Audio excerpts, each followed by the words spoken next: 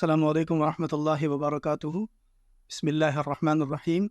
الحمد للہ رب العالمین، والصلاة والسلام علی رسولہ الکریم وعلی آلہ وصحبہ اجمعین۔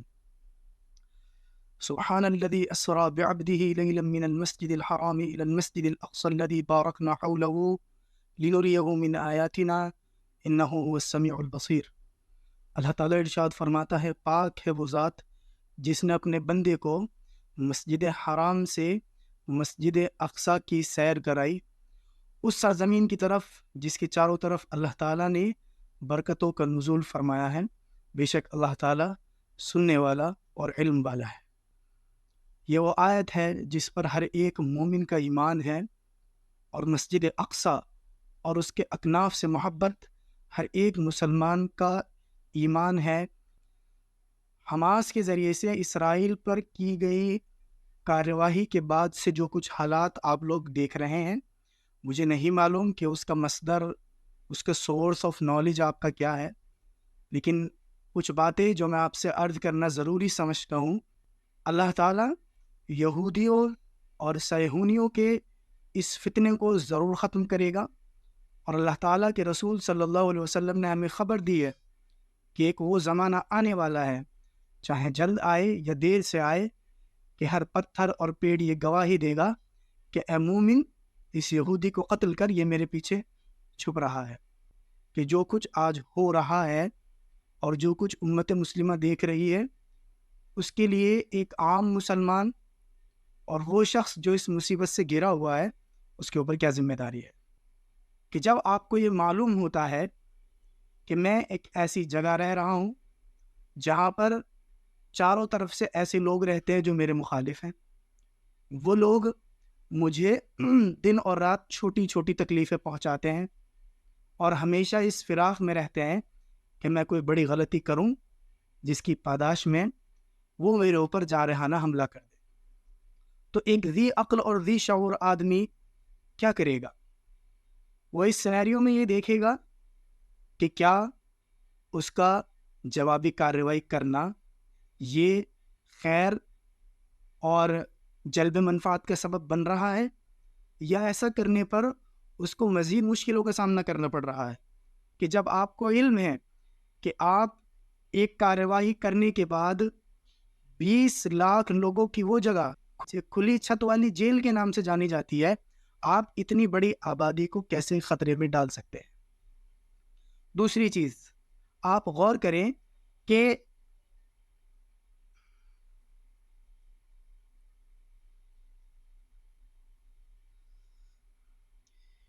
آپ یہ غور کریں کہ آپ جو جانکاری حاصل کر رہے ہیں انٹرنیٹ سے، جو بھی جانکاری آپ کو مل رہی ہے، اس کا سورس آف نالج کیا ہے؟ آپ کے پاس ٹویٹر ہے، یا آپ کے پاس وہ خبر رساں ادارے ہیں جو پہلے سے ہی آپ کی دشمنی اور آپ کے ساتھ بغض میں بہت آگے بڑھے ہوئے ہیں؟ تو یہ بات واضح ہو جاتی ہے کہ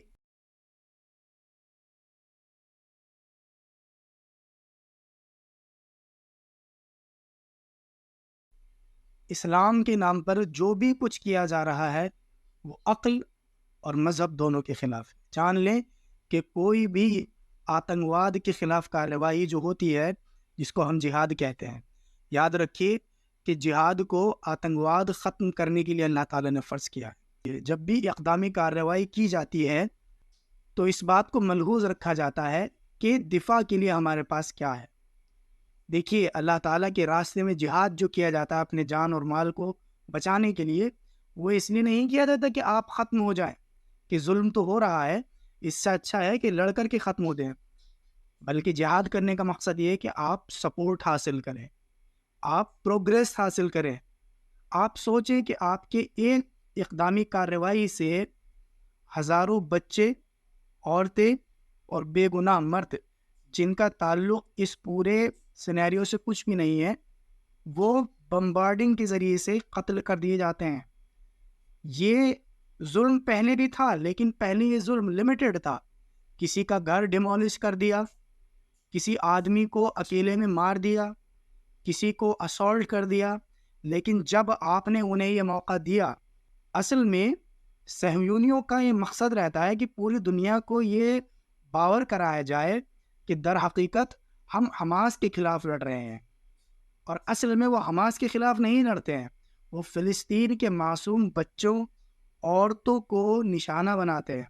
چونکہ آپ دیکھ لیں جب بھی وہ کسی بلڈنگ پر حملہ کرتے ہیں تو اس میں یقینی ہوتا ہے کہ وہاں پر حماس کا کوئی آدمی نہیں ہے، لیکن چونکہ حماس کو، جیسا کہ وہ خود کہتے ہیں کہ اگر ہمیں حماس اور فلسطین کی حکومت کے درمیان اختیار دیا جائے کہ ہم کس سے بات چیت کریں تو ہم حماس کو پروموٹ کریں گے۔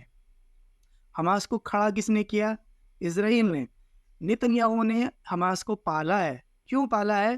چونکہ یو این نے فلسطین کی جو گورنمنٹ ہے، محمود عباس وغیرہ اور ان سے پہلے یاسر عرفات جو تھے، ان سب کی گورنمنٹ کو یو این نے ایک کیا دے رکھا ہے؟ ایک اپروول دے رکھا ہے۔ وہ وہاں جاتے ہیں، اپنی بات رکھتے ہیں، تو جب بات چیت ہوتی ہے، نیگوشیشنز ہوتے ہیں، تو اس بات کا قوی امکان ہوتا ہے کہ مسائل کا حل نکلے۔ لیکن چونکہ صہیونی یہودی زائنسٹ ہمیشہ اس فراق میں رہتے ہیں کہ دنیا میں امن قائم نہ ہو، اور خاص طور سے فلسطین میں امن قائم نہ ہو، لہذا وہ ہمیشہ اس جستجو میں رہتے ہیں کہ کسی نہ کسی طریقے سے جنگ کی آگ کو بھڑکایا جائے۔ اللہ تعالیٰ ارشاد فرماتا ہے کلما اوقدوا نارا للحرب اطفاها اللہ، جب بھی یہ لوگ جنگ کی آگ کو بھڑکاتے ہیں اللہ تعالیٰ اسے بجھا دیتا ہے۔ تو حماس ان کے کام آتا ہے۔ اصل میں حماس کیا کرتا ہے؟ ان پر ریسسٹنس میں کارروائی کرتا ہے۔ انہیں پوری دنیا کے سامنے یہ بتانے کا موقع مل جاتا ہے کہ دیکھو ہم پر حماس یعنی غازہ نے، یعنی فلسطین نے حملہ کیا ہے، ہم غازہ کو نشانہ بنا رہے، یعنی حماس کو نشانہ بنا رہے، اور در حقیقت وہاں پر حماس کا کوئی آدمی ہوتا نہیں ہے۔ اور وہ لوگ جان لیں جو مسلمانوں کو ہندوستان میں ہدف تان بنا رہے ہیں، چونکہ ظاہر ہے جو لوگ حماس کے سپورٹ کر رہے ہیں وہ حماس کو جانتے نہیں ہیں حماس چیز کیا ہے۔ حماس کو اسرائیل نے پالا ہے، حماس کو خمینی نے پالا ہے۔ حماس کا لیڈر خالد مشعل کہتا ہے کہ حماس جو ہے وہ خامنائی کی یا خمینی کی روحانی بیٹا ہے۔ اب سوچیں، خمینی وہ شخص ہے جو صحابہ کرام کو گالیاں دیتا ہے، جو اللہ تعالیٰ کی توحید میں شرک کرتا ہے، عمر عائشہ، ابوبکر، عمر، عثمان وغیرہ کو ہدف تان بناتے ہیں۔ ابو لولو الفروز جس نے حضرت عمر کا قتل کیا، اس کی مزار کا طواف کرتے ہیں، اس پر پھول چڑھاتے ہیں۔ اس طریقے کے لوگوں کے سائے میں پلنے والی تنظیم سے آپ کس طرح سے توقع کر سکتے ہیں کہ وہ اہل سنت والجماعت کے معاملات کو یا اہل سنت پر ہونے والے مظالم کو ان سے کوئی سروکار ہے؟ یاد رکھیں کہ یہ لوگ در حقیقت فلسطین کے معصوم لوگوں کا قتل کرنے کا ذریعہ بن رہے ہیں۔ ابھی حال ہی میں ابھی خبر آئی ہے جب میں ویڈیو ریکارڈ کر رہا ہوں، 10 لاکھ لوگوں کو مائیگریٹ کرنے کا حکم دے دیا گیا ہے۔ اب مجھے بتائیے کہ یہ 10 لاکھ لوگ کہاں جائیں گے؟ جو کہ اس کا الٹیمیٹ مقصد ہے کہ مسلمانوں کو غزہ، اسرائیل اور بیت المقدس کے علاقے سے اکھاڑ پھینکنا۔ یہ زائنسٹ کا اکیلا واحد مقصد ہے، اور جس میں وہ کافی حد تک کامیاب ہوتے نظر آ رہے ہیں۔ اور وجہ آپ لوگوں کے سامنے ہے کہ حماس نے جو کیا ہے وہ حماقت، اگر ان کی نیت صحیح ہے تو اسے حماقت کہیں گے، اور اگر ان کے ماضی کو دیکھ لیا جائے تو اس سے یہ واضح ہوتا ہے کہ یہ لوگ در حقیقت اسرائیل کے اشاروں پر کام کر رہے ہیں، چونکہ اسرائیل نے خود ان کو پالا ہے، ان کو ڈونیشنز دی ہیں، ان کو سمپربھوتا دی ہے، وہاں پر الیکشن کروا کر محمود عباس وغیرہ اور جو دوسری حکومت ہے ویسٹ بینک میں اس کے خلاف کھڑا کیا ہے، تاکہ یہ لوگ یہ باور کرا سکیں کہ دیکھو فلسطینی کس کے ساتھ ہیں، غزہ کے لوگ حماس کے ساتھ ہیں، لہذا غزہ کے لوگ جن پر ہم حملہ کر رہے ہیں وہ کیا ہے؟ ٹیررسٹ ہیں۔ تو یہ بہرحال کچھ متفرق باتیں تھیں جو مجھے لگا کہ آپ کے سامنے پیش کر دیا جائے۔ آخر میں ایک آیت پڑھ کے میں اپنی بات کو ختم کر دیتا ہوں۔ اللہ تعالیٰ ارشاد فرماتا ہے وَإِذَا جَاءَهُمْ أَمْرٌ مِّنَ الْأَمْنِ أَوِ الْخَوْفِ أَذَاعُوا بِهِ، کہ جب بھی ان کے پاس کوئی خبر آتی ہے جس کا تعلق امن سے ہو یا خوف سے ہو، یہ اس کو نشر کرنا شروع کر دیتے ہیں۔ وَلَوْ رَدُّوهُ إِلَى الرَّسُولِ وَإِلَى أُولِي الْأَمْرِ مِنْهُمْ لَعَلِمَهُ الَّذِينَ يَسْتَنبِطُونَهُ مِنْهُ، یاد رکھیں ان لوگوں کو چاہیے تھا کہ جب یہ اس قسم کی کوئی خبر سنتے تو اسے رسول اور اولی الامر کے پاس لوٹا دیتے۔ رسول نہیں ہے، رسول کے وارث علماء موجود ہیں، لہذا ہر ایک آدمی پر یہ چیز لازم ہے کہ امور عامہ میں اپنی زبان نہ کھولے، کسی قسم کا کمنٹ، کسی قسم کا مظاہرہ نہ کرے، جو کہ اصل میں خبریں وہ دکھائی جا رہی ہیں جو وہ لوگ دکھانا چاہتے ہیں، پرسیپشن وہ بنایا جا رہا ہے جو پرسیپشن آپ کے خلاف بنانے کی سازش کی جاتی ہے۔ اے آئی کے دور میں جہاں پر ایک آدمی کو جو کبھی کہیں گیا نہ ہو اسے ایک عمل کرتے ہوئے دکھایا جا سکتا ہو، جہاں پر گیمز کی ویڈیو کو وار سے جوڑ کر دکھایا جا رہا ہو، تو ایسے وقت میں آپ یہ سوچ سکتے ہیں کہ انفارمیشن کے بارے میں کتنا محتاط ہونا ضروری ہے۔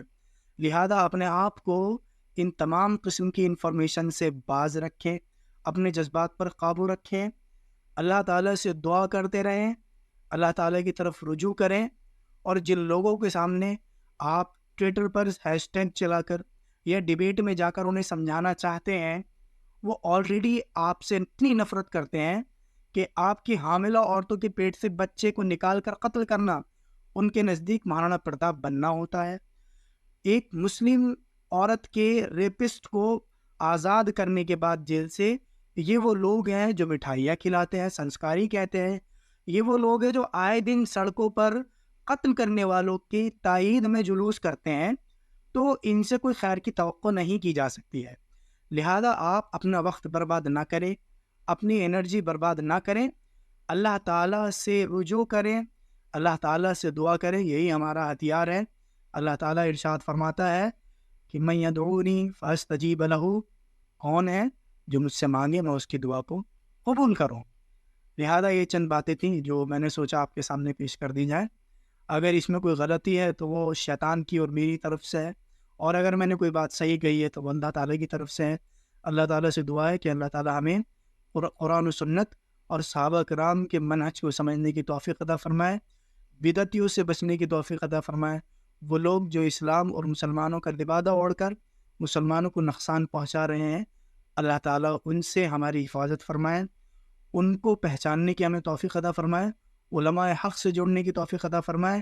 یاد رہے کہ جو گروہ برابر حق پر رہے گا وہ اہل علم کا ہی گروہ ہے۔ اقول قولی ھذا استغفر اللہ لی ولکم ولسائر المسلمین۔